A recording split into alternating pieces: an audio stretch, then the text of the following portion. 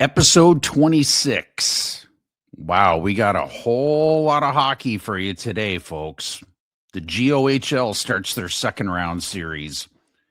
First up, St. Catharines Falcons and the Fort Erie Meteors are all tied up at one game apiece. The Cambridge RedHawks spanked the Pelham Panthers last night in their Game 1 matchup to go up 1-0. The Stratford Warriors and Chatham Maroons will do their playoff preview for round 2. We'll also preview the St. Mary's Lincolns and Elmira Sugar Kings, previewing their series starting tonight as well.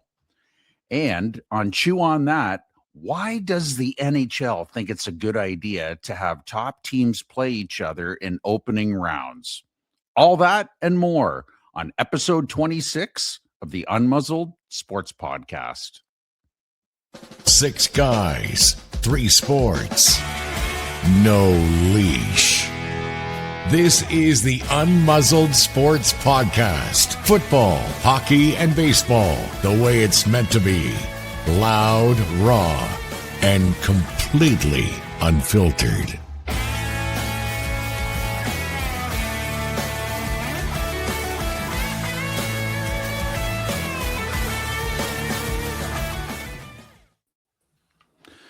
Good morning, gentlemen. As we tape this on Sunday, March 29th, due to the Warriors playing on our regular Monday nights, we've got Ian Shank and Brian Hawley. I'm Gary Ray. How are you, fellas? Good.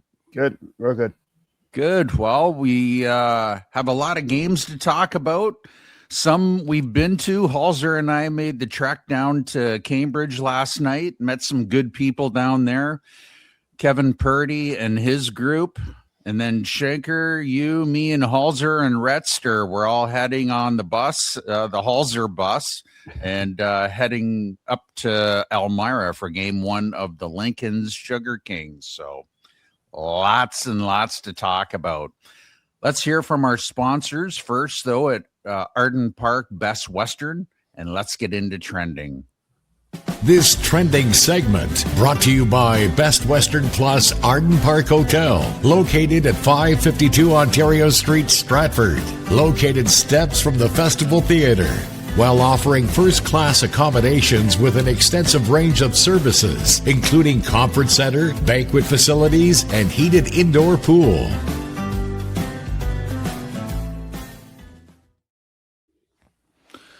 Okay, the St. Catharines Falcons and Fort Erie Meteors are all tied up at 1 apiece. St. Catharines took the opening game Friday night, and then the Meteors came back last night and took them down in their home barn. So let's start with Game 1 Friday night in St. Catharines. The Falcons win 3-2 in overtime over the Meteors.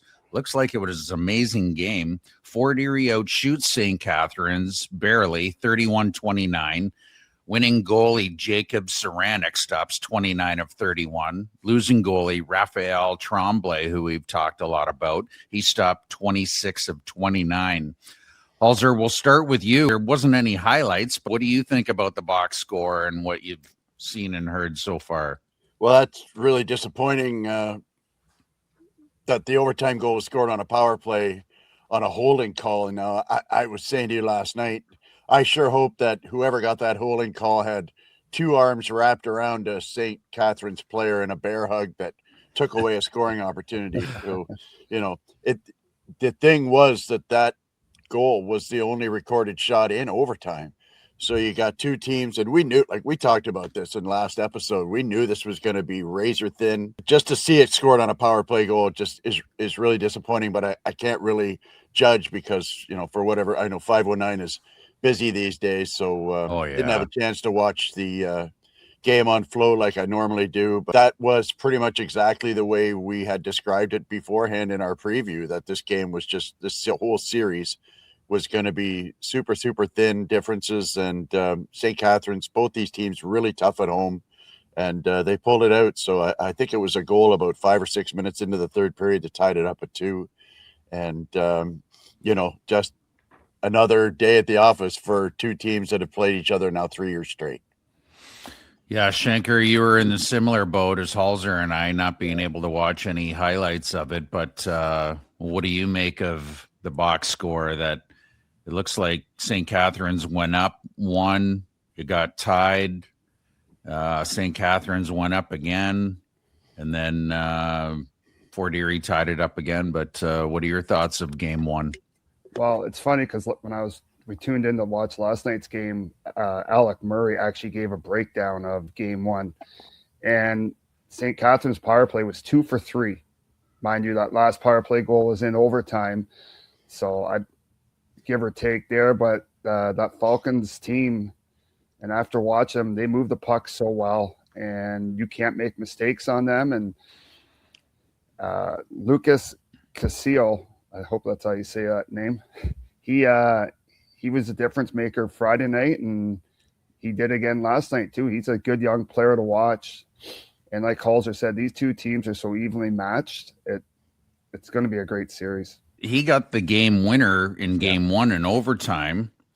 And he also had assists going to Schanbacher. He's already got 6 helpers already. And it was Rylan Masterson that was off for holding Halser in overtime in game one. But you guys hit it on the head. These two teams are so close in all areas. Like you look at the shot totals, you look at how one team scores, the other team responds. They go to overtime in the first game. And I'll just quickly call out the names for those that haven't looked at the box score. St. Catharines opened it up at 3:58 of the first. Sam Locklear got a second on a power play, put the Falcons up 1-0. Then Fort Erie tied it up. Evan Nicholson got his third at 12:22 of the first, tied it up 1-1. St. Catharines goes ahead with Troy Dewar. He got his fourth at 18:19 of the first. No scoring in the second. Alex Mazzotti from the Meteors ties it up with his third, 7:35. And then that's when Lucas, I don't know how to say it, either Schenker Kissel, he got his fourth from Schanbacher and Lockyer at 12:12 of the first overtime. So they go up 1-0. And then last night, let's talk about game 2 with the Falcons in Fort Erie. Here there were highlights. Did you guys see the attendance? What they said? 1485. So yeah, that's a big rink. But still, though, to get almost 1,500 people to a second round matchup. Now, it was a Saturday night, but Fort Erie's fans are really coming out and supporting their team. So Fort Erie beats St. Catharines 4-1. They outshoot the Falcons 42-36. Losing goalie Jacob Saranik stops 38-42. Winning goalie Raphael Tremblay stopped 35 of 36. Schenker, we'll start with you this time.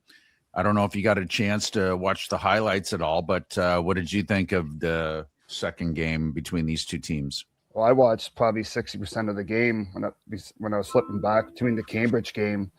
But Jacob Saranik is the only reason that game stayed the score it was. Fort Erie was all over him from the second period on. And it was great to see.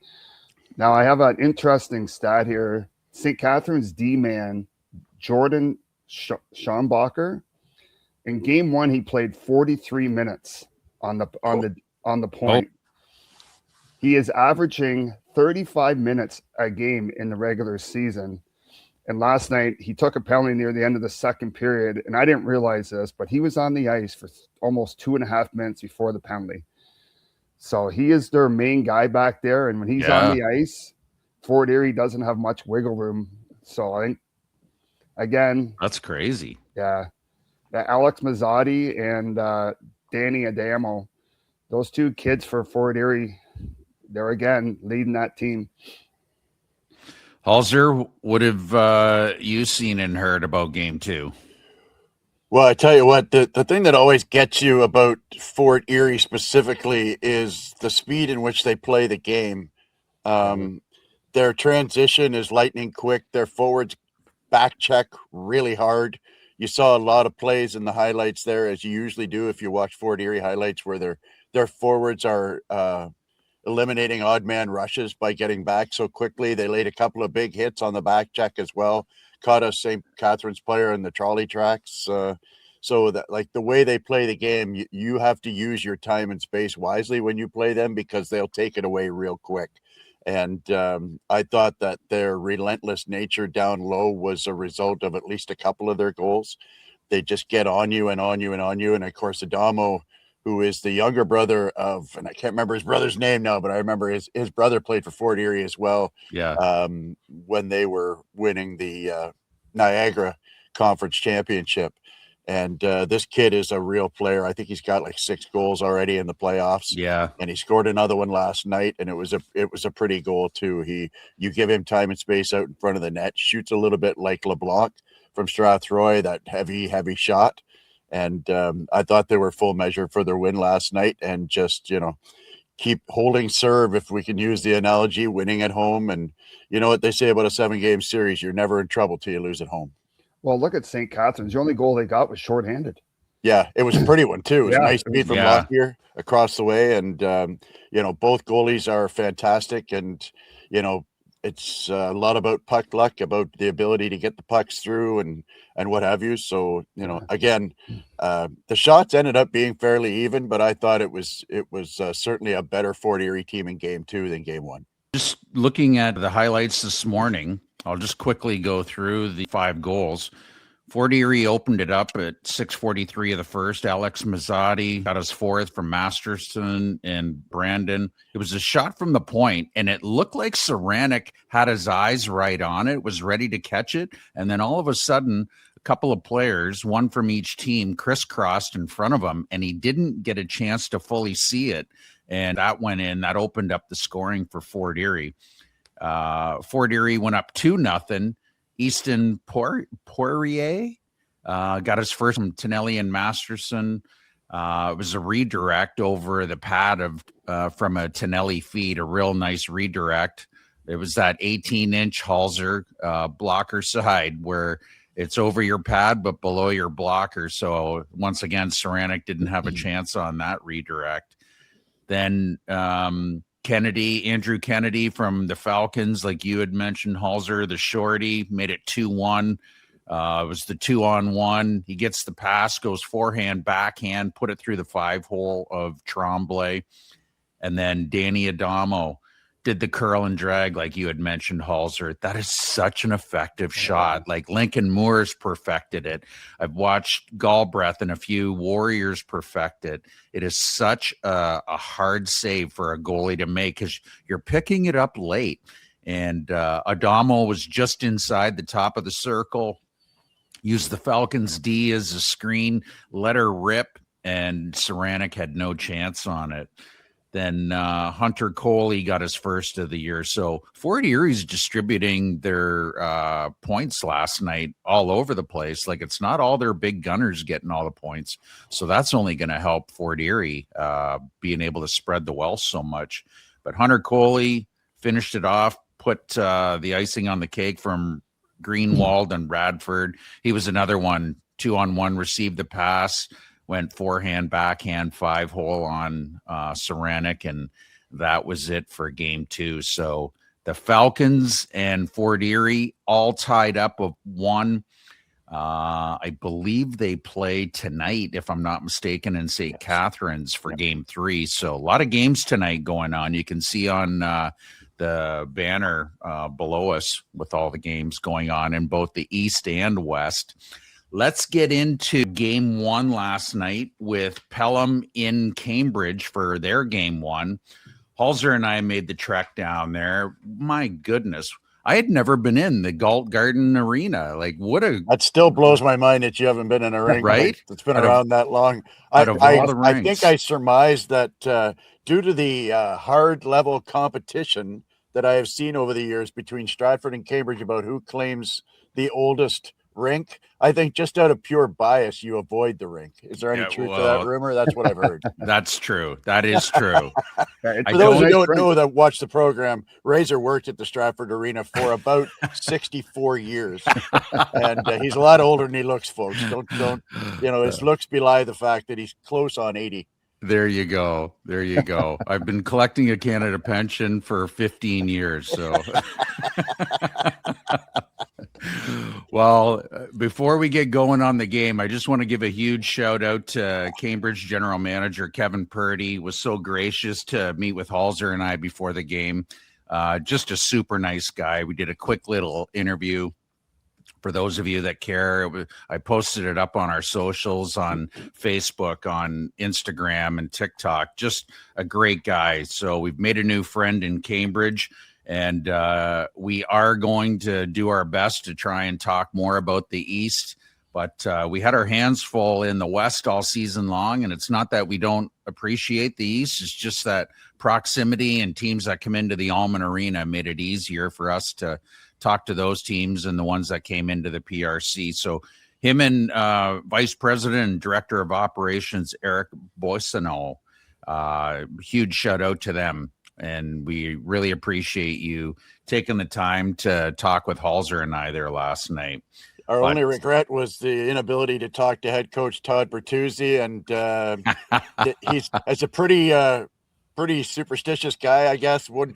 He just super focused like a starting pitcher on game days, doesn't like to talk to anybody outside of the organization. But Mr. Bertuzzi, if you're listening, and I know you are because you're part of the Go, so I know you're all watching, you guys interview, buddy. So reach out to us, give us a chance to have a chat with you. And Pelham, we were reaching out to you too. So, we want to promote all the teams. Absolutely. So Pelham, if you haven't checked your inbox message, we've been trying to reach out to you. We'd love to have a chat and get to know some of your guys a little bit more. Pelham kind of flies off the radar, and we just want to promote all the teams. So if we haven't had a chance to talk to you, reach out to us, folks, please. Absolutely. Okay, game one last night. The RedHawks take down the Panthers 5-0. They outshoot the Panthers 38-17, including 13-5 in the first period. My goodness, the RedHawks just came out guns a-blazing. Winning goalie, Stratford's own Aiden Hill, stopped 17 of 17. I was super impressed with him. We'll get into that in a minute. And both goalies played for Pelham. Starting goalie, Logan Snyder, stopped 22 of 26. He had a great game. Like, it could have been 9-0 when they ended up pulling him after the second period.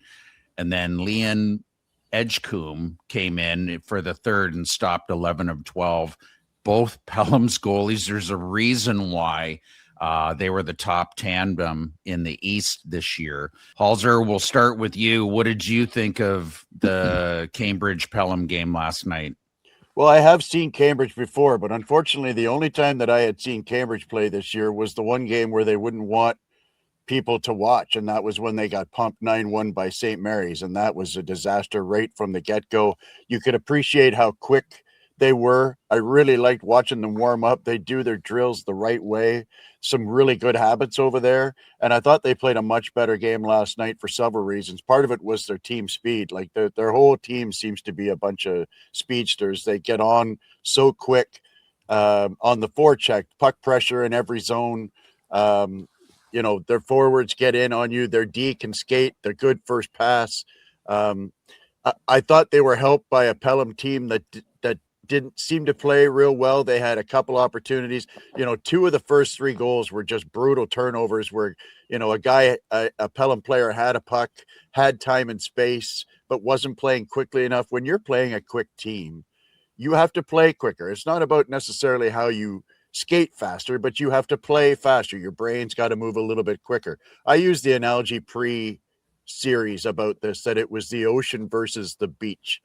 And what I meant by that was that Cambridge is going to come at you in waves, and then Pelham just has to bounce back and work in transition. I thought they did an okay job of that in the first period overall. in their transition. They got a couple scoring opportunities. In the second period, they did more of what we joked about to be a Stratford Warrior thing, where they were having opportunities in front of the net and then made a whole bunch of field goals. I wish I'd had them in my fantasy pool. I might have made the playoffs, to be honest with you, because a bunch of pucks went over the net. And once they got that third goal on the turnover at center ice, you could just sort of feel the Pelham bench exhale, deflate, if you will, and that was pretty much the end of that. You get down 3-0 to Cambridge, and you're in big trouble. The guitarist too, I got to give a shout out to him. Oh, I don't know who he was. Folks, for O Canada, they had a teenager come out with his electric guitar, and he nailed O Canada. I shot a quick video and sent it to the guys on the group chat. Never seen that before, but that was super cool. It was. It reminded me of Carlos Santana did the Star Spangled Banner, and before a Giants game once, like a few years ago. Yeah, pretty super cool. So that was a real treat. The ice had barely dried. And Pelham captain Caleb McLeish, 12 seconds into the game, he takes it was a 2-minute checking from behind. I thought it was a 5-minute boarding, like it wasn't even close. And it was like the very first shift, and he takes out a Cambridge player in Pelham's end, and he gets thrown out of the game. And it was just like, what the heck are you doing there? Like, it wasn't even a close play. He got a 2-minute check-in from behind, a game misconduct.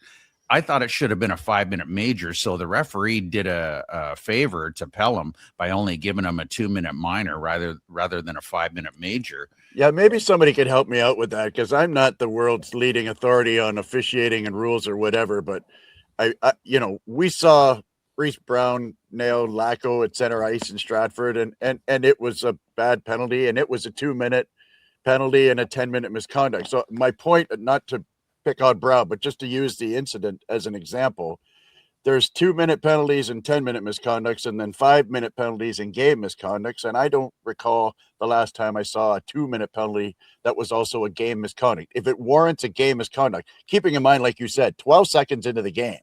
So that's ostensibly a 60-minute penalty to the kid. Yeah. And yet it didn't warrant a major, like, you thought enough of it to kick a guy out for an entire game, but you didn't think it warranted a major penalty. And I was just really confused by the call. Like, I'm not disputing kicking the guy out. It was definitely infraction, but I'm a little foggy on how you think it's serious enough to kick a guy out of a game and yet only give him a 2-minute penalty. Yeah, it was kind of perplexing. Cambridge didn't score on the power play. Nobody scored in the first. And if it wasn't for Logan Snyder keeping Cambridge at bay, like, my God, he made so many good saves just to keep it 0-0 after one. Then in the second, that rookie, my goodness, Luke Saranic, he played 2 games with Elmira last year with the Sugar Kings, and he's an 08 rookie. He started the scoring 23 seconds into the second period on a turnover, like you had said, Halser. That was his third from Graham and Yager. And then they got it going again. They went up 2-0 on Nathan Gayton's goal from Smith and McQueen. And then you had said the third one, the backbreaker, Kyler Morgan got a second from McQueen and Smith. I thought the goal of the night was kind of a 2-play goal. Luke Saranic got a shorty, a second of the night, to put Cambridge up 4-0. But folks, if you get a chance, go and watch the replay on 519. Aiden Hill shoots him the puck. That was the second time that he shot it from his net to send a RedHawk in all alone on a breakaway. In the first period, Reed Gamage came in all alone on Snyder, and Snyder shut the door on him. But the second time Cambridge got another breakaway off a beautiful pass. I thought it was Ron Hextall back there shooting bullets up to his forwards. Saranic goes in all alone on a shorty and puts it by Logan Snyder, and that was the end of it. Coach Zach Ronaldo from Pelham, I think it wasn't because Snyder was playing bad, because he was playing fantastic. I think he just thought, okay, we're down 4-0 going into the third. I'm going to put Edgecombe in here, get him some work. But I'd be the third. Yeah, I'd be shocked if Snyder doesn't come back again in game 2 tonight. But yeah, what else do you guys have? I know you weren't there, Shanker, but you said that you were watching a little bit of it on the flow. What did you think of it? Well, if you're a visiting team and you're going to play the first place team, you better show up to play. Because after the first period, I thought, holy cow, Pelham, get your feet moving. They just didn't seem to be engaged or like keeping up. Cambridge was fast last night, and they proved that. And you're right. If it wasn't for Logan Snyder, this game's a blowout. But I thought Cambridge played good. Cambridge played really well for having a lot of time off. And yeah, this big game tonight down in Pelham. So Pelham, if you're listening, show up or it's going to be over quick. I just want to also give a shout out to Hawks defenseman Joey Wasselin. My goodness, he reminds me of a young Walt Morris back there on the left point for Cambridge. 6'1", 249. Folks, this guy is a brick wall. When he hits hard. I noticed that they picked him up from Caledonia. I think that 9-1 loss that the RedHawks had at the PRC back in November made Coach Bertuzzi and Kevin Purdy collaborate and go, okay, I think this is what we need. We're missing these pieces. Wasselin was one of the pieces. They went out and got him from Caledonia. Folks, they are a different team from that 9-1 drubbing at the PRC in November. They are ready. They are locked and loaded. They got 2 good goalies like St. Mary's does. Yeah. There's so many good goalies. Like Halser and I were talking last night about the plethora of good goalies that the GOHL has right now. And what a time to be a fan of the GOHL, folks. You're missing something if you don't come in, and it's not expensive either. So open up your wallets and come and see some great hockey like we are. The other thing too is I think that both of those games that we just talked about are destroying the narrative. And the narrative in a lot of circles, especially in the West, is that the Eastern Conference is weak. And that, we've been warning about this all year long. It's not that the Eastern Conference is weak. The Eastern Conference, more accurately, is top heavy. There are more weaker teams in the East than there are in the West. But the top teams in the East are every bit as challenging and tough to play against as the top teams in the West. Chatham, St. Mary's, Elmira, Stratford, London are easily compared to Cambridge, Pelham, St. Catharines, Fort Erie, and Port Colborne. Okay, like I said, once you get past that, there's more depth in the West with your Strathroys and your LaSalle's and St. Thomas teams. But the top half of the East is a real problem. So if anybody thinks that whoever wins the West is going to just walk in and do what Chatham did to St. Catharines last year in 4 or 5 games, that's just not the case now. And if you still think that, then you should probably get out and watch one of these games that the East are playing, because that was really, like, we loved the first period last night. Yeah. The shots were, I think, 13-5 for Cambridge, but and a shout out to their ice crew too. That's a really good sheet of ice there. Cambridge is just a really fast, smooth, good rink to play on. So kudos to their ice people. Wouldn't it be great to have a tournament with the top 6 teams, 3 from the East and 3 from the West in a tournament? You're hard pressed to come up with the 3 that get to go, to be honest. There's, so I know. This is the start of something, and then the West gets at it tonight, and we'll talk about that later. But the GO is rocking right now, and this is what makes it so fun. We're down to the final 8, and the hockey is really high level now. Well, we're looking forward to talking more about the East as we get closer to round 3 and beyond. We got Jason Clark waiting in the wings to talk to us about the second round matchup preview with the Chatham Maroons. So we'll hear from our sponsor with Nick Hishin Mortgages, and then we'll be right back to hear what's going on with the Warriors and the Maroons. Buzzin' with Clarko, a weekly roundup of the Stratford Warriors with Jason Clark. Brought to you by Nick Hishin of Indy Mortgage, the independent mortgage company serving customers from coast to coast with access to well over 50 lending options available. Give Nick a call as he works for you, not the banks. FISRA license number 12403. Yes, Guy. Oh, for a minute there, I thought you were going to have something on, but whether it was Jay Mysterio or... No. All business this week, gentlemen. Early Sunday morning. Sunday's That's best. right. Yeah. I hear you. Sure. How are you, brother? I'm good. How are you boys tonight? Good. This morning. Yeah. Little Cambridge hangover. Little Cambridge hangover. We met some good people there. I didn't realize that GM Kevin Purdy and Coach Dave Williams go back to the Kitchener Dutchman days. Yeah. So so that Purds was is a great man. really good guy. Every time he's in the Almond, we see him down in the coach's room and upstairs after for a refreshment. And nice. Very, very good gentleman, and has always been a great guy to deal with in the league wherever he's been. Yeah. We were pleasantly surprised that he took a few moments to talk to Halser and I. Coach Todd Bertuzzi is a little superstitious, they said. He doesn't like to talk to media before games. He'll talk to you afterwards, especially if they win. But we respect that. I told him I was a goalie, so I played with superstitions myself. So yeah. Well, him and Zach and Pelham were probably putting on the foil, getting ready to go. Two guys that no doubt battled before somewhere in their career. So right. They've seen each other a few times this year, and obviously they got a big target on their back with the season that they had, much like St. Mary's did last year. Yeah.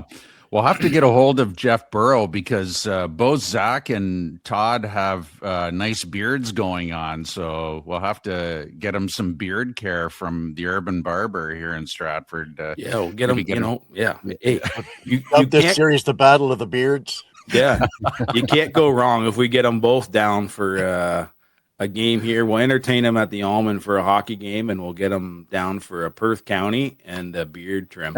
Nice. They might not want to trim in the playoffs, but maybe a shampoo. That's great. Absolutely. All right. Well, speaking of round 2, you guys take on the number 1 seeded Chatham Maroons starting tonight down in Chatham.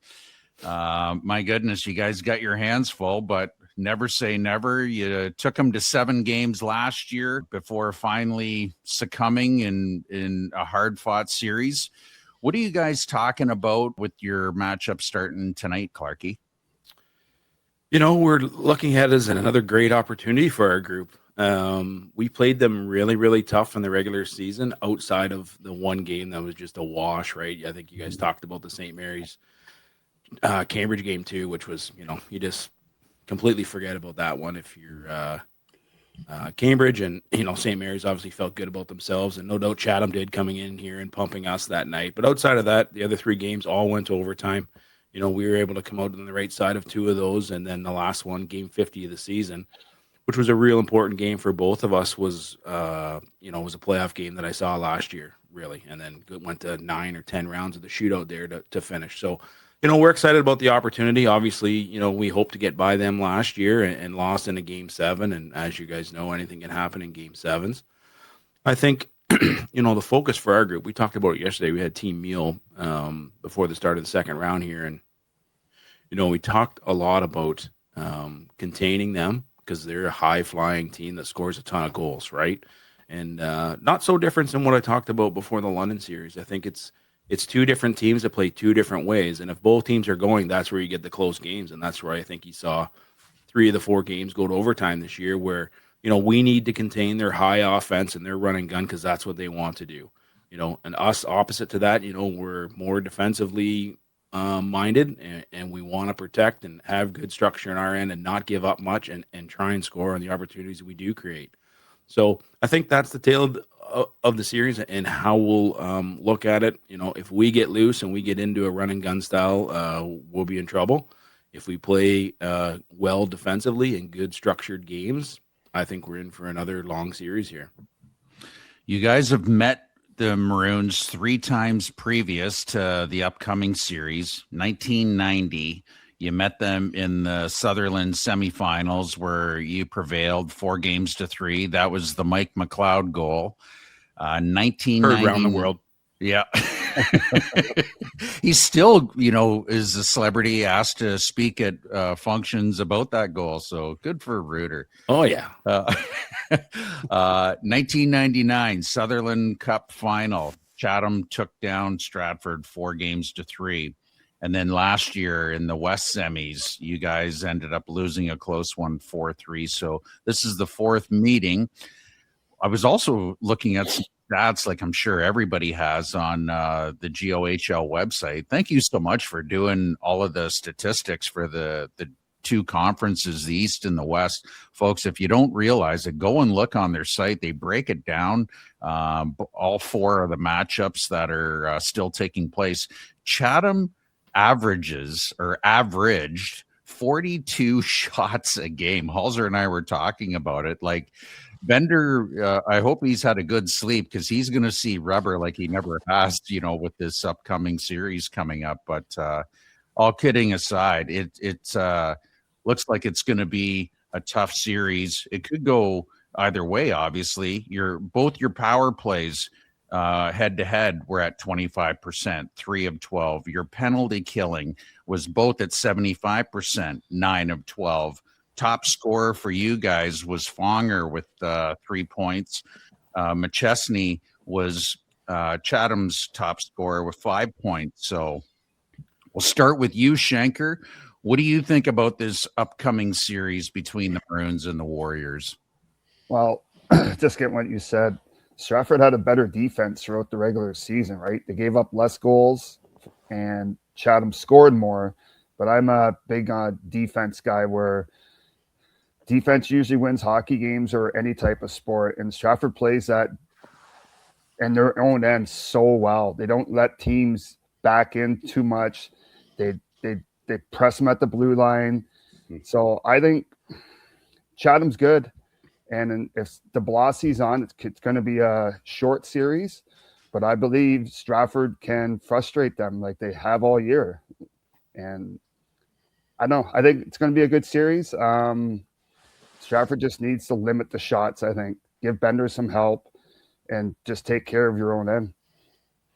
Halser, you were the only guy that didn't take the Warriors in round one, and it was kind of nice to make him eat crow. But what are your predictions for this second round series? And tell us about your deep dive.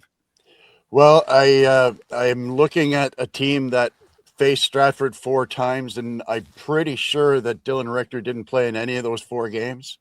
And that addition, now that he's got 4 games under his belt, getting back from a very long-term injury absence, I think that might be an X factor for Chatham's side, is that as even as those two teams have played, Richter just gives them another line to worry about and makes them really, really tough to match up against.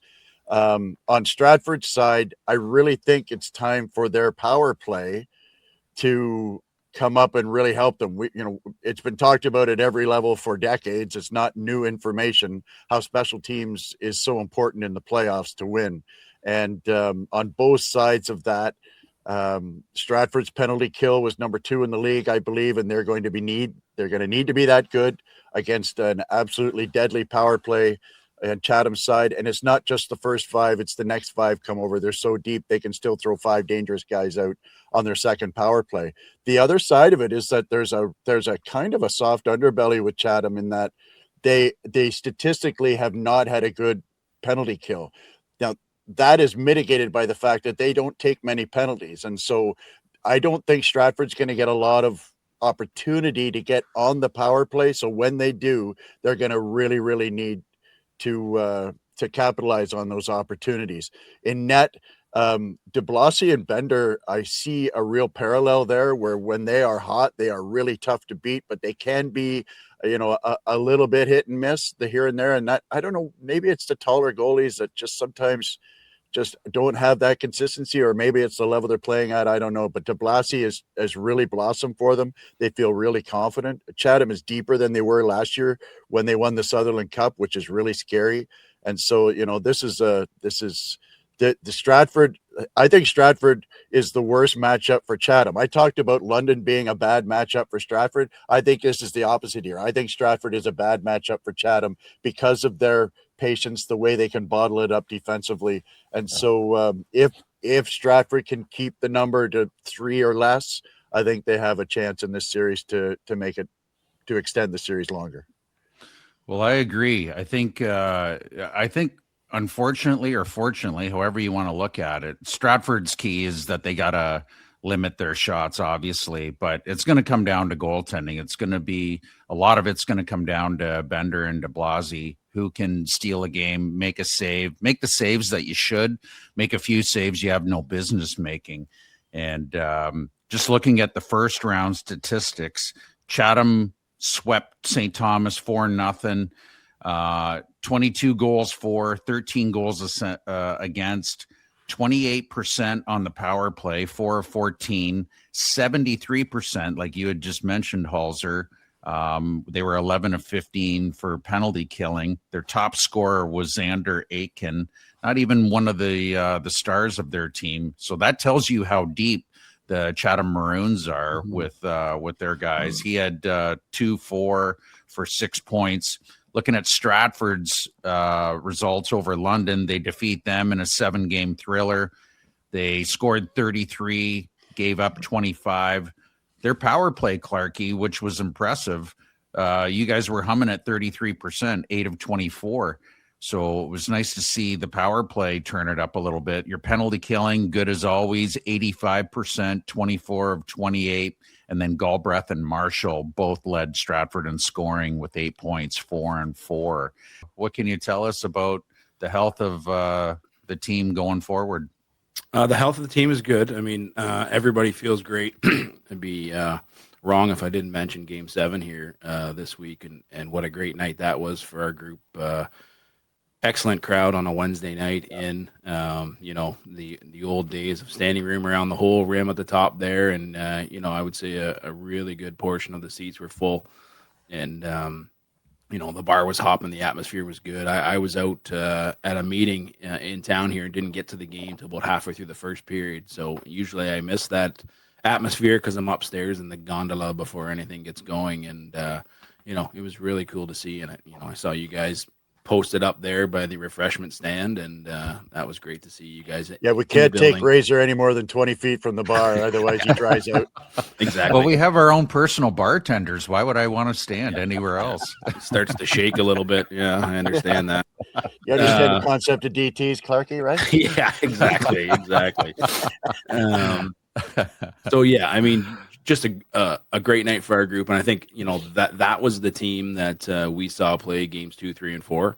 We were really good that night, I think, and I felt pretty confident. As the game went on, that things were going to go our way just by the way we were playing. We were doing things the right way, and Noah Benner made some great saves, and credit to London, they didn't quit, and Bertolin was really good, and I know he was battling some injuries in that series as well. So, hats off to London. They pushed us as far as they could. And, like we talked about, 1 point away from each other in the regular season after 50 games. And it was that close. And, I'm hoping for another long series like you guys just talked about here coming up with Chatham. But health-wise, we're doing well. What I can tell you is that every player that is on our roster is now skating. So that's good news. We won't have everybody tonight, but everybody should be able to play in this series. I'm hopeful. So that's good. Yeah, we'll be ready to go. And like you said about the last 3 series these organizations have had, they've all went to 7 games. So if we do things the right way and we play our playoff hockey and we get some timely scoring and we just play our structure, I think we're in for a good long series and we'll give them a battle. There are no doubt. The Hunted, right? They came out, they won the Sterling Cup, and they led the league this year in a very tough division. And like I said a few times this season, I don't mind being the hunter versus the hunted. So, we'll do what can. Everybody, except for Warriors fans and staff and players, are going to pick the Maroons, which is fine by us, and we'll do what we can and hopefully break a few hearts here in a couple weeks. So, absolutely. Before we get away from it, I also want to give a shout out to the London Nationals and their GM and head coach, Kelly Corpse. Thank you so much for letting us have such insight and a few moments of your time a couple of times their last series. And I also want to give a shout out to their social media group. My goodness, like what a great post that London put out, wishing Stratford good luck in the next series. Like that is something that doesn't happen very often. And so I wanted to give a shout out to London for the class that they showed, wishing Stratford well in the next series. So super, super cool thing to do, London. Really appreciate that. Any last words, Clarky? Not too much about the series, but I do have a little new segment to bring up here this week. Okay. So we have the Mother's Pizza mailbag, sponsored by Mother's Pizza. Oh, I miss Mother's Pizza. So You young good. guys that are listening, you won't know what we're talking about, Yeah. but Google Ernie it. Witt brought the best pizza in history to the province, and we miss it badly. It was awesome. Very, very true. So Mother's Pizza, for the love of pizza. Yes. Formerly from Ontario Street and now strictly within our memory banks. But Yes. thanks to Mother Pizza for reaching out and sponsoring the segment here. Alzer, you're up first. Fan John Fountain sent us a Snapchat, and he wants to know about the Jays bullpen. He's looking at the first two games, and the Jays bullpen has been a victim of the long ball. And Johnny's wondering, what's your level of concern for the Jays bullpen and the long ball, or is it just way too early and it's not really an issue? My level of concern is at this point 0. Like my old pappy used to say, one hot day does not a summer make. And so when we break down what exactly happened in the last two games, Hoffman gave up a home run. He also struck out the side in between that home run, had an extra strikeout that turned into a pass ball that got a runner on. And so you make one mistake to the wrong guy in the lineup. And that's part that kind of frustrates you, is like there's one guy in their lineup hitting and you give him, a cookie to hit. The next night, Brendan Little, I could see, as soon as it happened, I could see people jumping all over Brendan Little because of the brutal fall he had. But everybody in the organization was talking the right talking points going in, saying they've made a mechanical adjustment to Brendan Little. He's still got one of the best curveballs from a lefty in the entire major leagues. And I will remind everybody that in that big inning before the big grand slam were 3 infield hits. And he's all you want to do as a pitcher when you go out there is get soft contact. And he did that, but he couldn't get outs. And then the big bomb happened to, again, the one guy on that team that's hitting. So am I worried about the bullpen? No, the bullpen is going to cause, consternation all season long. That's the nature of a bullpen. If they didn't cause consternation, they'd all have 0 ERA. So they're going to give up runs. I'm a little more concerned about the quality of the bats that the top of the order are having than I am about the bullpen at this point. Thank you, Halzer, and thank you, My Johnny. pleasure. Thank you to John Fountain, who is one of the nicest and best-looking guys in Stratford. Right? Very, very true. Odd Snapchat poolside for April or March here, but hey, we take them all. Shanker, you're up next. Billy Boone DM'd us on TikTok. He wants to talk about the ABS system in baseball that he's seen over the first week. And he wants to know, with all the calls that are being overturned, are the umpires getting embarrassed and upset, or are they happy about the system and they want to get things right as well? Well, over the first 2 games that I've watched, I'm kind of upset and happy because after spring training, MLB saw a 53% overall overturn rate. So yesterday in the Cincinnati game was a complete debacle. And I don't care if I name this guy, because CB Buckner, he set a record by having 6 pitches overturned. 2 of them were to Eugenio Suarez, where he struck him out twice, only to be wrong. So, and on Friday night in the Atlanta game, I'm not going to name the umpire because it's her first real season. There was a pitch right underneath the letters she called a ball. And it's a strike all day. And I just think the umpires are willy-nilly just saying, you know what, ball, strike. They want to challenge it. And I seen it yesterday in the Tigers game where the umpire, it's a ball and players are challenging it.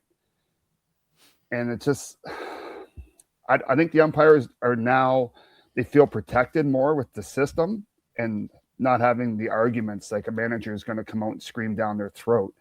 So right now I'm in between what I think of it, because I think the umpires are just making the call now knowing they can be saved by a replay. Excellent. Thank you for your insight, Shanker. No problem. Booner, stay tuned. Stay tuned. We'll see what happens there. We love you, brother. Yes, thanks for connecting with the Unmuzzled Sports Script podcast. Finally, this week, before we go, we have one last write-in. And it's more of an advice call for Razor, our host. Okay. And it's from Dan Dunsmore. Danny reached out to us on Instagram, and he's got some friends coming to town. And what he wants to know is, how should I plan my night? What bars do I need to hit? Where do I need to go? He's got it covered to start. He's going to start at the Duff in dressing room 6 for a few Coors Lights. Then he's going to the Dominion House. But from there, he wants to know, should I hop across the street to the Wild Rose, where they take Canadian Tire money at par, or should I start heading down Downey Street? Looking for your advice. Over to you, Razor. Well, I think once you walk out of the Domino, he'll have his dancing boots just hopping. So you definitely have to go across the street to the Wild Rose or Jesse's, depending on which era he's down at the DH. And maybe go see some Lee Aaron playing next door. After he's done sipping his Coors Lights or Mott's Clamatos there, walk on down Downey Street, and then you got to hit Rumors. Go down there and see JJ spinning some vinyl downstairs at Rumors. And then we'll head upstairs to Classics, to Divorce Court, see what's going on up there.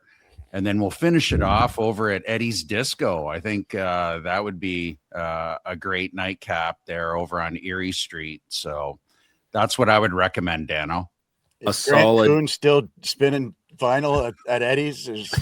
I think he is. I think the shocker here, Clarkie, is that Razor walked right by the Kent. I can't believe it. I can't believe it. I can't believe you didn't slide into the Kent for a pickled sausage and a tray of draft. I'm pretty sure that's where you had your first beer, wasn't it, Razor, at the Kent? It actually, you know what? One of my first ones is the Engine Shed down below there, watching cover bands down there at 16, wearing my Junior B Culleton's blazer with Heafy and Murray, sitting there with bikers listening to heavy metal bands. But my God, how could I forget those two? And Dano's a band guy. So, yeah, we got to head into the Kent, have some pickled sausage, some 10-cent drafts, watch a couple of movies there on the one side.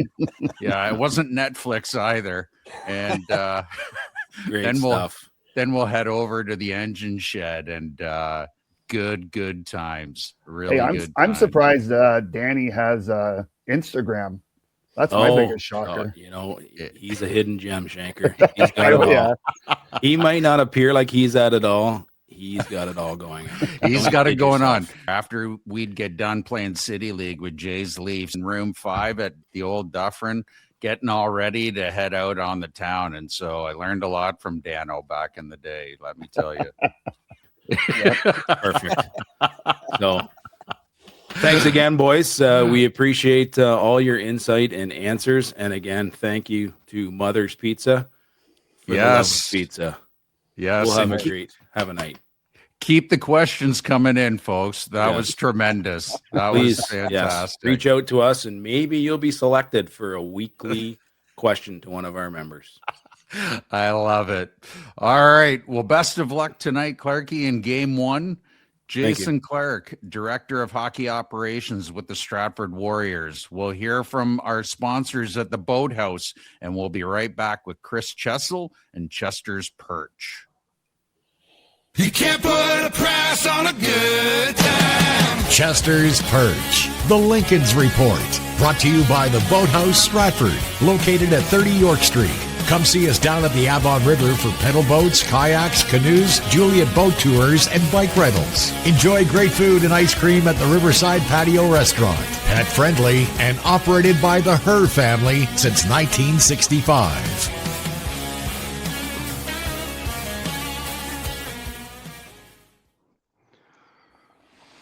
Chester's in the house. How are you, brother? Good. How are you this morning? Good, good. That was quite a stroll down memory lane, and I don't remember any of those places. I've never been. Still getting over Razor pretending like he wasn't stopping in at the Kent. Right. Well, I was waiting for that, Razor. That blew me away. Yeah, that was a blooper that I'll have to make sure that never happens ever again. How could I forget the KTEL? Oh my gosh. Oh yeah. When I talked to the boys on our 40th anniversary team, the 85-86, they keep saying we got to go to the Kent and start her off there, and I'm like, boys, it's not there anymore. It burned down. It's a totally different building now. Right? Yeah, exactly. Yeah. So hey, we didn't get our predictions in for the Chatham Stratford series either. That's right. Boys. We got off of it. Well, you know what Clarkie's going to say, or at least I think he's going to say Stratford in 7. But he told me Chatham at Game 7 there. He told me Chatham will probably win that series. I'm sure he did say that. Well, he did say on the segment, everyone other than Stratford players, staff, and fans are going to be rooting for or predicting Chatham. So we'll assume that Clarkie is taking Stratford in 7, but we'll confirm that, folks. All right, Schenker, what do you think? I gotta make 2 predictions. If they don't get more scoring from their other lines, it's going to be over very quick. But I think, give me Chatham in 6. All right, Halser. Chatham in 5. Chatham in 5. That's all right. Yeah, that's what I'm thinking, Halser, if they don't get extra scoring. All right. And what do you want to take a whirl at it, Chess, or why not? Okay. Absolutely. I'll go. As Chatham Chess will always 6. tell you, this is unmuzzled, baby. Right? That's right. Chatham in 6. Sorry, guys. Sorry, all Warriors. Right. Chatham in 6. We got. All right. And I'm going to say the Warriors in 7, like Clarkie. Hey, there's no shame in losing Stratford either. There's no shame in taking Stratford. It's going to be such a good series.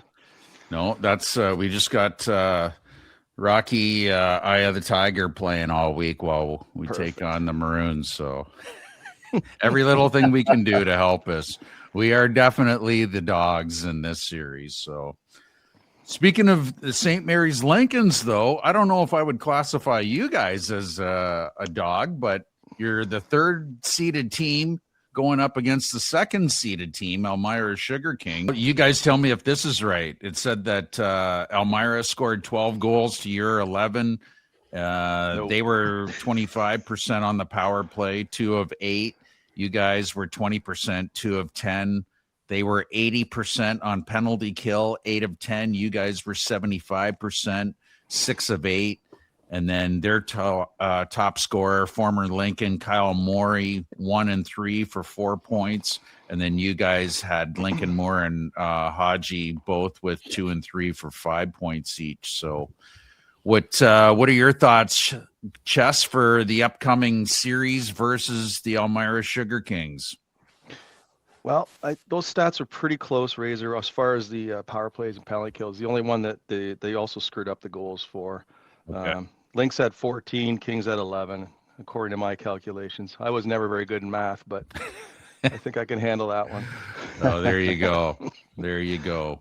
Yeah, so it's going to be a heck of a series. I know I can think of at least 2 games this year at the PRC that would definitely be in the top 5 for game of the year. I know Halser would agree with that as well. And then, the one way back in September, I'm not going to put too much salt into that one.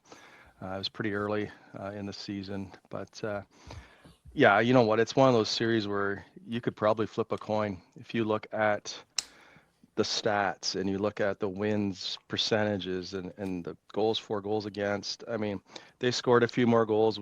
We gave up less, but it's so tight. It's going to be an incredible series. You got both teams are stacked with some high-end talent, and both teams are deep. I can go up and down Elmira's roster, and you can go 3 lines deep with them, just like you can with the Lynx. So it's going to be an interesting game to see, or interesting series to see, how it's going to go back and forth. There's going to be push and pull, and the one thing I noticed too, which kind of surprised me, I went through the penalty minutes in the series, and they were low. Every game there was only about 6, maybe 5, 6 penalties each game. Compared to what we saw maybe with Strathroy and some of the other teams we played this year where things got a little more ugly. So, if they continue that trend, we could see a really fast-paced, skilled hockey. I don't think either team wants to give the other team too many power play chances. They're loaded with Morey up front.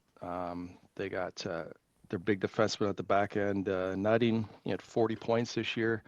He's really good on the power play. You got Gerber. You don't want to give Murray and Gerber and guys like that. Benjamin Brunton. Those kind of guys are going to, if you give them too many power play opportunities, it could be definitely detrimental. And I think I talked about it the last few weeks too. The Lincoln's power play needs to, get her going a little bit too. But, it might not take long to get some bad blood in this series either, right? You got some guys with some, there's a lot of familiarity with Morey and the boys and Cornfield, who Cornfield plays a kind of on the edge anyways, and I'm sure he'll be in the ears of lots of the Lincoln players, and I know Kyle Morey, he's not shy to walk away from a few pokes and some words as well, so it wouldn't surprise me if he heats up pretty quick tonight, but I don't honestly think it's going to be a 6 or 7 game series of just great hockey. And I hope, both goalies should have great series. They've had great numbers all year. We did start Brogan against Elmira the first 2 games we played them, and then Colby played the last 2. And then we've seen a split with Elmira as well. We saw Liam Reed for 2 games and Reed Strauss for 2 games. But I think we're going to see Reed versus Houseco to start, and we'll go from there. But yeah, there's just so much depth on Elmira. You got, they had 3 forwards who were over 50 points. That's tough to find across the league. And then a whole bunch of guys in that 30 to 35 point range. So yeah, like I said, the depth's going to be important. And our depth's going to have to be good too. St. Mary's 3rd and 4th lines are going to have to come to play. So going to be good. Well, we're going to make the trip down to Elmira to watch it tonight. Schenker, Halser, and myself, and Retster as well. I heard you're either going to be late or you aren't making it. I'm banned. Oh. No, Rhett's superstitious. Let's just put it that way. Okay. And the last 2 games I went to, the Lynx didn't score a goal on the road. So he told me to stay home. Okay. And I'm more than happy to see how this plays out. You can't be a super fan if you don't ban your own father from the rink. That's right. I love it. Gosh. Well, let's start with you, Halser. What is your take on this upcoming great series? Well, how long have I been begging for this series? For months now, I've been begging for this series. It goes all the way back to the game before the 16-game heater after the 4-0 shutout in Listowel, then the Sunday night in Elmira where they lost in overtime and then banged off 16 straight. They've been a better hockey team ever since the second game against Elmira. You look at the power play, they're 2 of the top 3 power plays in the league. They're 2 of the top 5 penalty killing teams in the league. And I think they're 2 of only 3 teams in the league that can say they're top 5 in both power play and penalty kill. There are no weaknesses to either team that really stand out. It's a coin flip, and this is what I've been wanting. And I agree with Chess's assessment that the best game I saw at the PRC all year long was the 4-2 game where St. Mary's played one of their best first periods of the year, and then Elmira played an incredible second period, and then it was just back and forth, and they got the late fluky goal from one of the defensemen, maybe McMillan or McGregor, that bounced in. It did the double doink and into the net, and that was just the atmosphere there was like a playoff game, and that's what we saw in all of the Strathroy games as well. I think the biggest difference in this series is what I've seen physically from the Lincolns over the last 3 games of that Strathroy series. They came out and started banging everything. I don't really see that in Elmira's game. Now, I'm not going to call them soft or anything like that, but I just haven't seen that physical side to the game and I'm not sure I've seen that all year long. The St. Mary's were physical, but they took it up to another level entirely. And I think that might be the difference in this series is how physical they could be and cause turnovers, especially in St. Mary's, where you have that extra 3 feet of defensive zone in the rink. I've said many times in the PRC, the key to winning the games in the PRC is winning the 3 feet plus or minus of each blue line. And being physical, having their D come down the wall and pinch, causing turnovers. I think that might be the difference in the series. It really is that close. Both goalies are awesome. Both defenses have top-end guys and are deep. They both have 4 lines. I think it's the physicality is going to make the difference in this series. Shanker, what are your thoughts on this upcoming series? I agree with what both you guys just said. And I think this series is going to be like the St. Catharines Fort Erie series. Very tight, very fast, and very few goals. St. Mary's led the league in fewest goals allowed in the third period. So they're very stingy when they get the lead. And Elmira led the league with 1 goal wins. So I think this is going to be a tight series. And I think it's going to come down to goaltending. And I think both Reed and Booth Houseco are going to be the 2 key factors in this. Whatever goalie breaks first is going to be on the losing side. Yeah, surprisingly, this is the first GOHL playoff matchup between these 2 teams. Now, the reason being is that since they've amalgamated the old 3 leagues, the Golden Horseshoe, the Midwest, and the West, this is the first time that the Lincolns and the Sugar Kings have actually met up in a playoff series. Just quickly looking at last round's results, how they got here. St. Mary's, as we know, defeated Strathroy, but LaSalle put the fear of God in Elmira. They were tied at 2-2 when we taped our last show, and that's when Kyle Morey ended up putting Elmira, it seemed like, on his back, and they ended up prevailing in the last 2 games in that series. Kyle Morey was their top point getter with 2 goals, 8 assists, 10 points. And then Hodkinson was St. Mary's' top point getter with 4, 5, and 9 points. But what really impressed me about the Sugar Kings was how they rebounded when they were up 2-0. They were on easy street. Then they had to go down to LaSalle for games 3 and 4. Lost both of those games. Now all of a sudden the temperature was turned up on Elmira. And how did they respond? Liam Reed seemed to shut the door. Jake Winbeal played great for LaSalle. I want to make that clear. But Liam Reed just shut the door when he needed to. And they ended up, like I said, Kyle Morey just put the team on his back. You've got Morey with 11 points. He's averaging 1.83 points a game in those 6 games.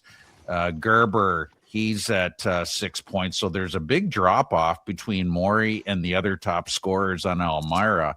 But we know the firepower the Lincolns have. I'm really looking forward to it. And so here's another rink that I've never been to, the new Elmira one, or newer to me. I played in the old Elmira rink. And so I'm really looking forward to it. I've heard a lot of great things about this rink, no bad sight lines. And so I'm really excited about coming tonight to watch game 1 between the Lincolns and the Elmira Sugar Kings. So, Jess, what else are your thoughts about this series before we let you go? Well, yeah, I think you'll love the rink Razor, it's a great rink. They have really good fan support too. You're going to see probably 1,200 in there tonight. I wouldn't be shocked. So get there early, boys. That's awesome that you're going though. And then, I think the only thing I'm really not thrilled about is the scheduling for the St. Mary's games. I know there's a few things against them, some scheduling issues. They couldn't get the Friday night like we regularly do, but I sure hope I'm pretty confident the fans will still come out on those Tuesday night games, and then a couple Saturday night games. Hey, there's no excuse not to come on a Saturday. So exactly. Hopefully, just a lot of people have habits. They're always looking for the game on Friday night, but I think we're going to see great series all the way through, boys, and whoever comes out of this one, good luck. They're going to be pooped. Yeah. It's going to be a tough, hard-fought series. Like, just looking at the teams that are involved in these four remaining series, 2 in the East, 2 in the West, it's just unbelievable hockey. Fast, tough, great goaltending. Like, it's a real treat. There's no excuse not to put your phone down or shut your Netflix off for a couple of weeks, because folks, you got some unbelievable hockey going on right in your backyard. So it'll come down to health too, I think, Razor. Injuries are definitely huge at this time of year. You can have a team that is humming along all season, and if they run into some injury trouble, like look at you guys last year, you got into some injury trouble at the absolute worst time against Chatham. And on that note, though, this Game 5 of the Stratford series was the first time in about 6 weeks that St. Mary's have put their actual starting 12 forwards out in a lineup. Oliver Lacko making it back for Game 5. And I wanted to say something about him as well. It was good to see him back, first of all, and healthy. And I knew he was fully back because about 8 or 9 minutes into the first period, he got absolutely filled in right in front of the Stratford bench. And he got up, skated off, and made his next shift and had some huge penalty kills. And that's where you really miss Lacko. It's like he's not going to score a lot, but he does all the little things well. He's like a shorter version of Hodkinson out there, gives them another Mike Pekka-style hockey player who can win important faceoffs, kill penalties, that type of thing. So that's really key, too. That's a good point, Razor, the fact that St. Mary's, for the first time in a very long time, is fully healthy now. Well, don't get too ahead of yourselves. we do have one forward unexpectedly down for tonight's game, and probably Game 2 as well. So little sickness rolled in, but that went through the Stratford dressing room in the middle of the London series as well. So so I think you'd think after March break they'd stay away from each other. Well, best of luck. But most teams are pretty healthy. Like I said, I think this forward will be back maybe a bit later, but it wouldn't shock me if he misses the first 2 games. Well, we'll see who that is in just a few hours, Chess. So I'm not going to put it out there just because, never know. Yeah. Don't want Elmira to be thinking anything different. I appreciate the heads up and your review of the upcoming series as always, Chess. So, all right. Well, best of luck tonight in Game 1 and for the upcoming series, Chester. And we look forward to talking to you next week.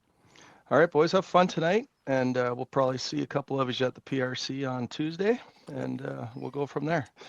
Chester, you can come tonight, eh? You just let Rhett leave first, then you just make the trip up and just stand at the opposite end so he doesn't see you. I told him I might sneak in, but absolutely, God forbid something goes wrong, and we have to he'll hold that against you. So just make sure you leave before us. I got faith. I got faith. They'll be okay. So you'll be like that Mets manager that got thrown out. Valentine. I could try that. Puts the mustache on and tried coming I might back, save that. I might save that. Clarky's got a mask you could wear. Oh, absolutely. Yeah. That's good stuff. Yeah, maybe later in the series I'll have to. Chess Mysterio shows up in the Dan Snyder room. Right? Oh, that's good. Have fun, boys. Thanks, Chess. Chris Chessel from Chester's Perch. We'll hear from some sponsors, and then we'll be right back with Dave Graff and Chew on That. Chew on that with Graffer.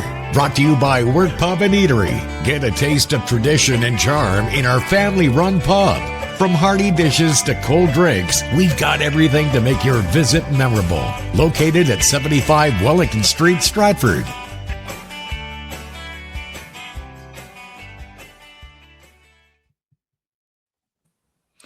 Yes, guy. Graffer's in the house. How are you, brother?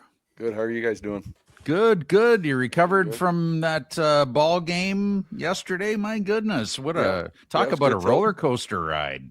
Yeah, it's a good game to stick around till the end for anyway. Yeah. I don't think anybody in the stadium left when it was 6-2. No. But they scored a run in 6 consecutive innings? I think so. Yeah, and Kirk finished it off with the bomb in the ninth to tie it. Yeah.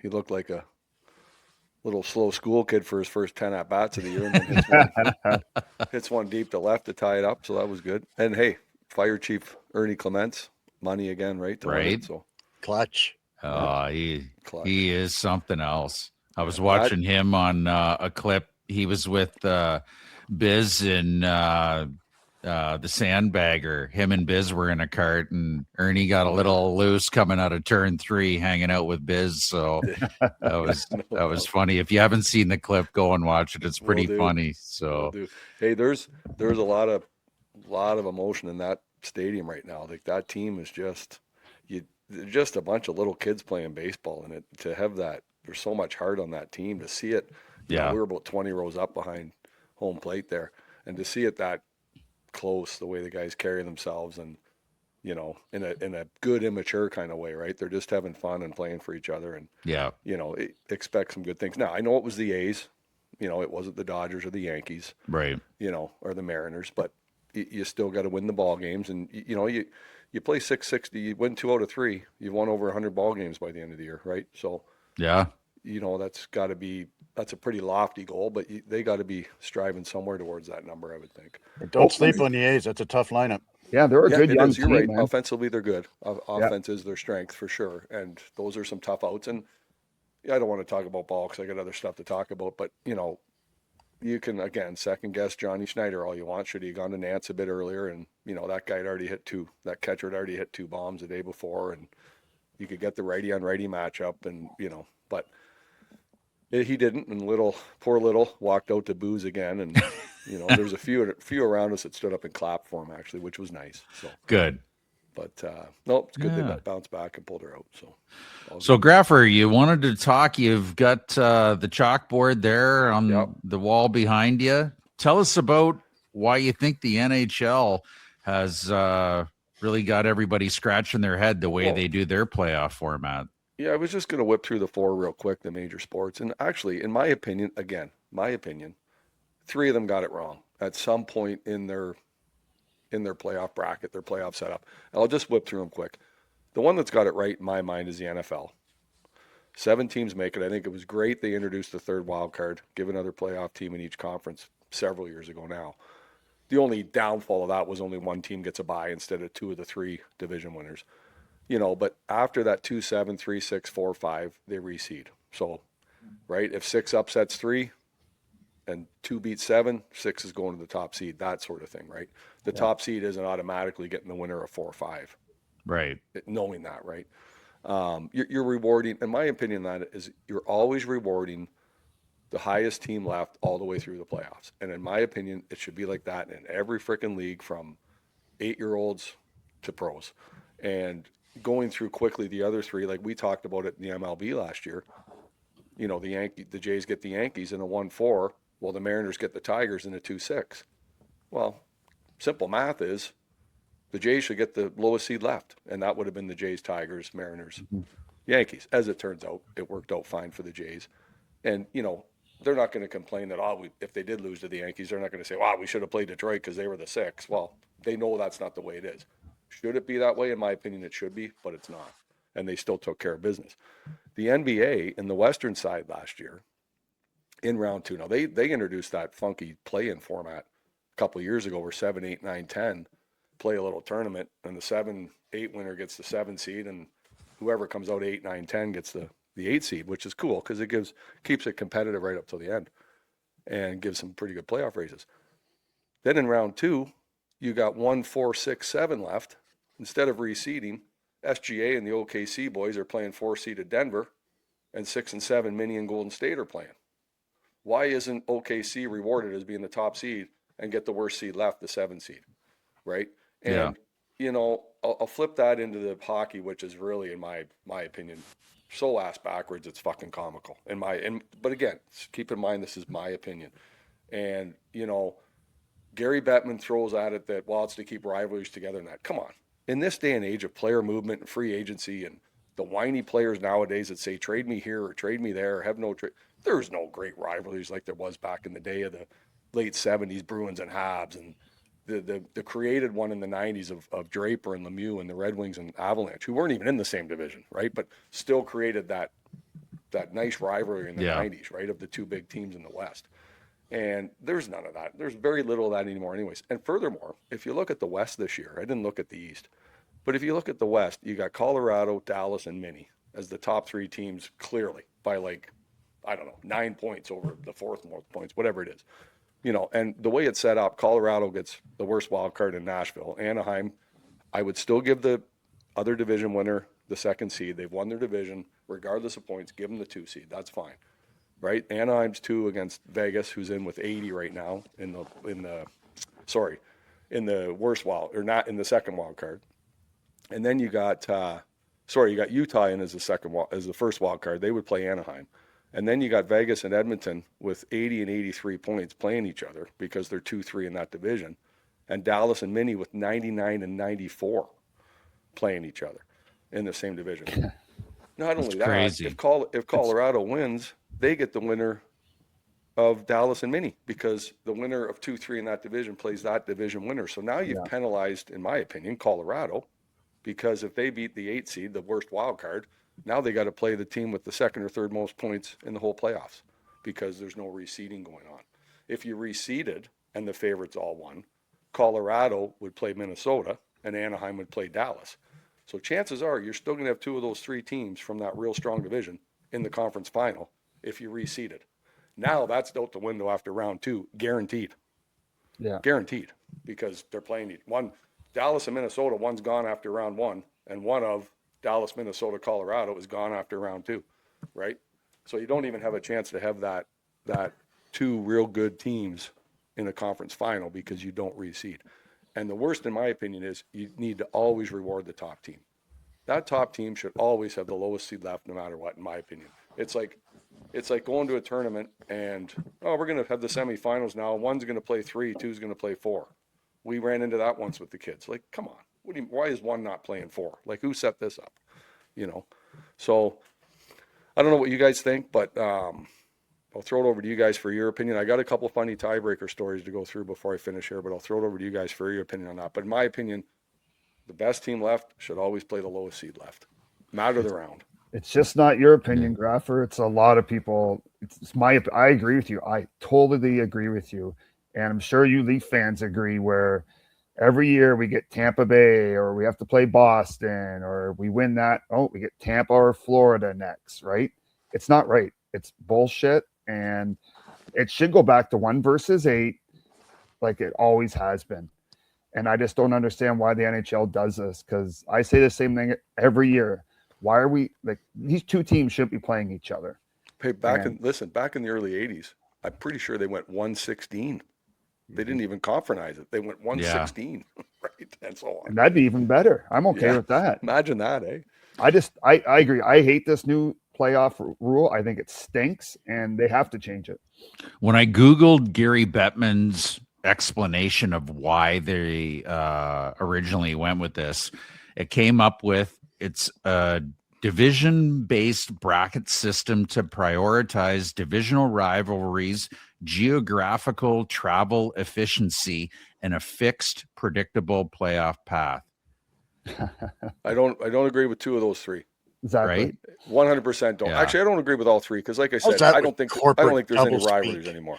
Yeah. And you're talking $1 billion leagues. Right. Yeah. Oh, we don't want Boston going to wherever because they can go next door to New York or whatever. Come on. That might have That's been just fine back in the 80s when teams flew commercial. a lot of Everyone commercial, yeah. fly private now. Like they Charter charter they're their private, own, but like right? their own jets or charter. They have their one of the own two. planes, Yeah. or they lease it, but they have their own team planes. Every team does, and it just absolutely blows my mind. I think you can look back on when Toronto was in the West playing against teams and Detroit, like when Detroit played San Jose. I remember in the conference finals, and the NHL tried it, and I think I've mentioned it here on the pod before, where they wanted to take up the NBA style 2-3-2, and they were playing San Jose and Arthurs Urbe. Well, they ended up splitting in Detroit.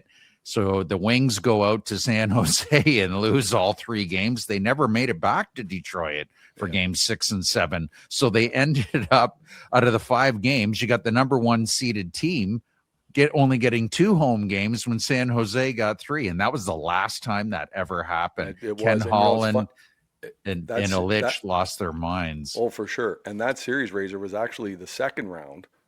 Yeah. And Toronto took advantage the round after, I'm pretty sure. Maybe that was even the first round, because Toronto took advantage the round after and got back home, I think, for 6 and 7 and had to win both.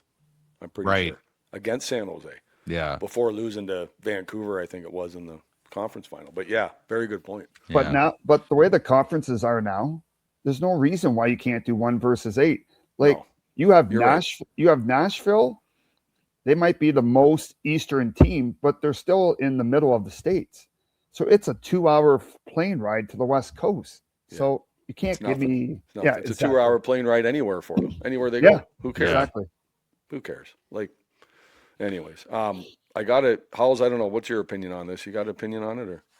You know me, I generally have an opinion on most things, but listen, I think that once you split the conferences up, and I don't want to see Toronto playing Los Angeles in the first round of the playoffs. Right. But there's 2 points to be made here. Number one, to the point you guys were making a minute ago, if you're talking about a Toronto or an Ottawa or Detroit, what the hell's the difference between flying to Florida or flying to Boston?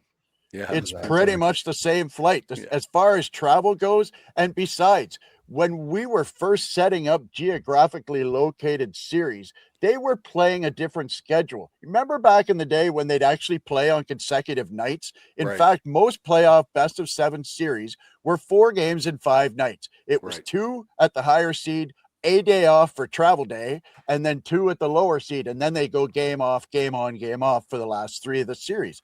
Now you're looking at as 2, I've even seen 3 days in between games. So what the hell's the difference flying to Florida for a Friday night game 1, flying home afterwards, and then not playing again until Monday for game 2? What the hell's the difference on travel? You're having a team fly over 3 teams, right over the cities of 3 teams that were lower than Florida, to play Florida, only to get 2 days off before you fly back.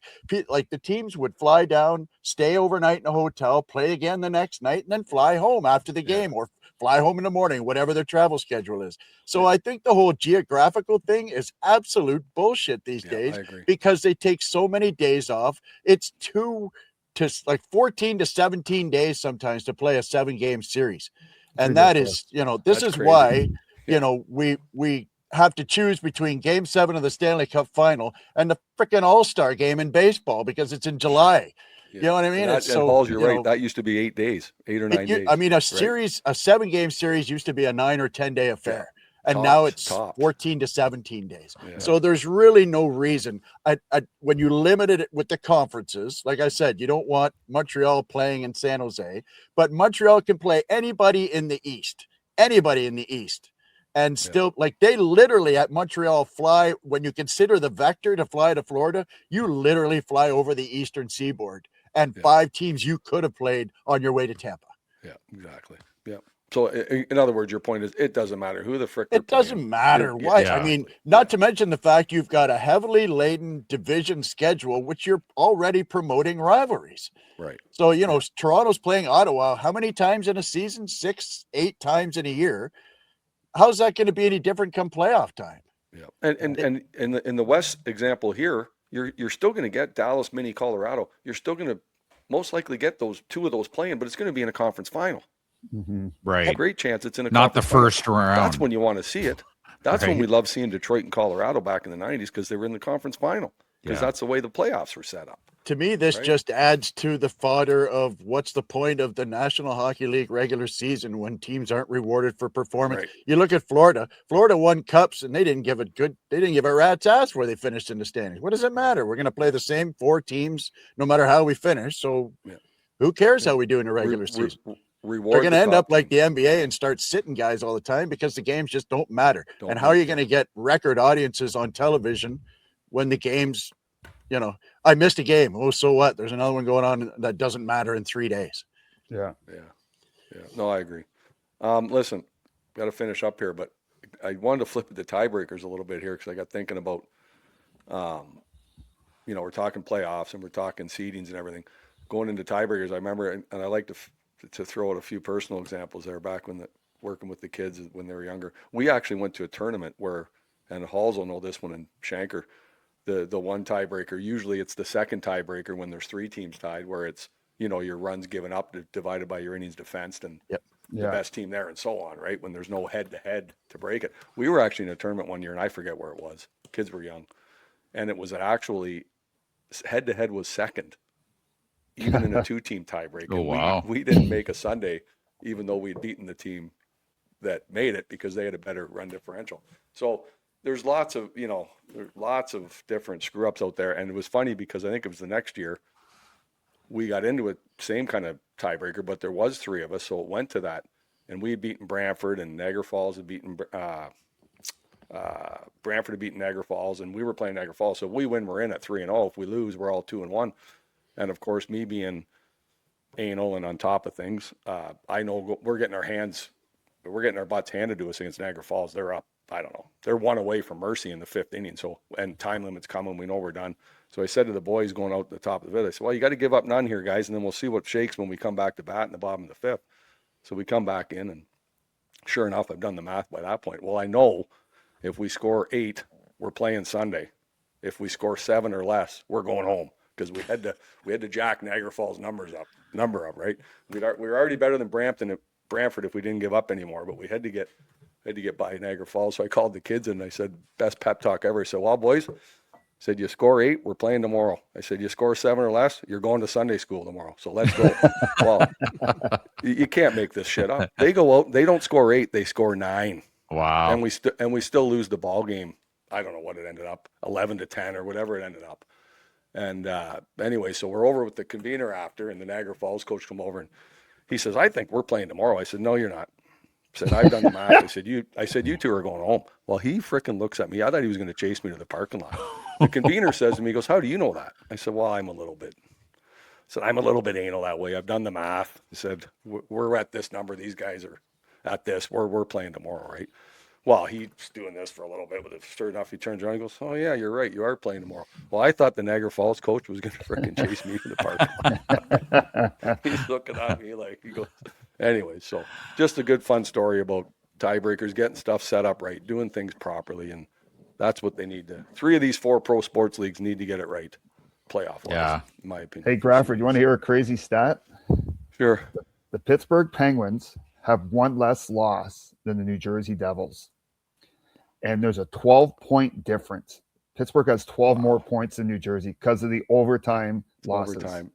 Oh, wow. Overtime losses. See, there's another topic for conversation. Don't get me started on that one. Do you go to a 3-point game? Do you go to a 3-point win in regulation? That's Exactly. right.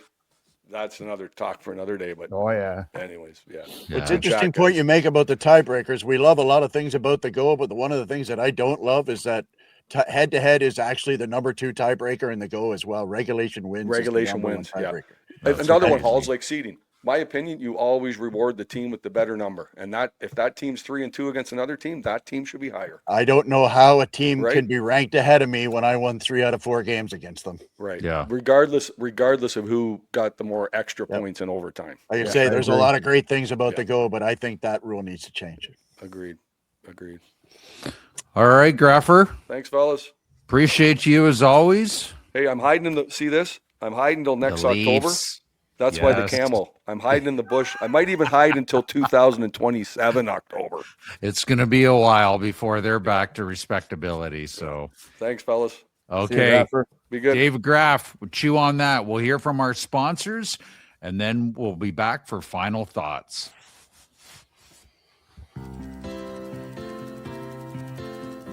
Railside Organics, Stratford's first and only Indigenous owned and operated organic dispensary, located at 29 Monteith Avenue, serving those in need with holistic remedies. Come say hi to Curly and his staff and see why everyone is recommending Railside Organics.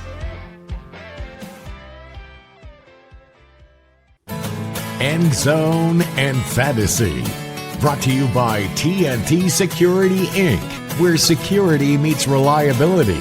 Call Todd Schmidt today for a security quote on your concert, dance, sporting, and alcohol event, business, property, or mobile patrol security.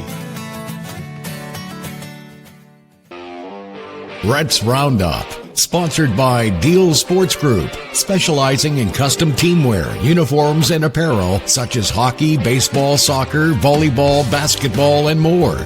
Our online stores are used mainly as a fundraising platform. We create custom designs for clothing and hard goods. They're purchased through the DSG website and shipped to the team organizer. A 20% kickback is given to the association or individual team.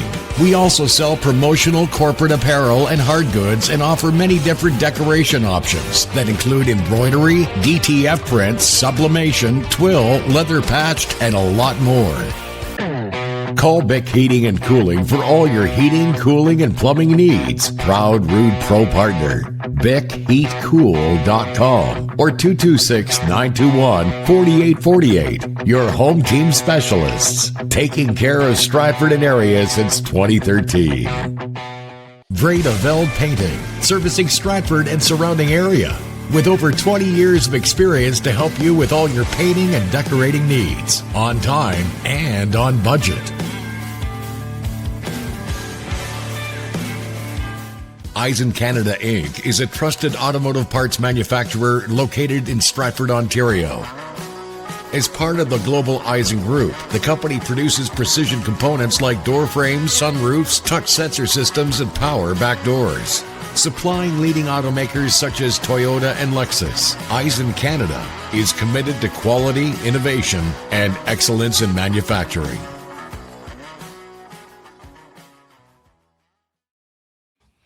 Back for final thoughts. Gentlemen, what are your topics for today? Schenker, we'll start with you. My ending's going to be I'm going to go to game 2 of the OEHL. That lasted almost 5 hours, and Seaforth beating Elmira 5-4 in triple overtime on Friday night.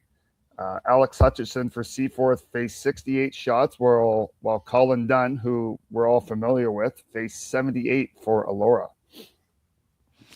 Halzer, your final thoughts.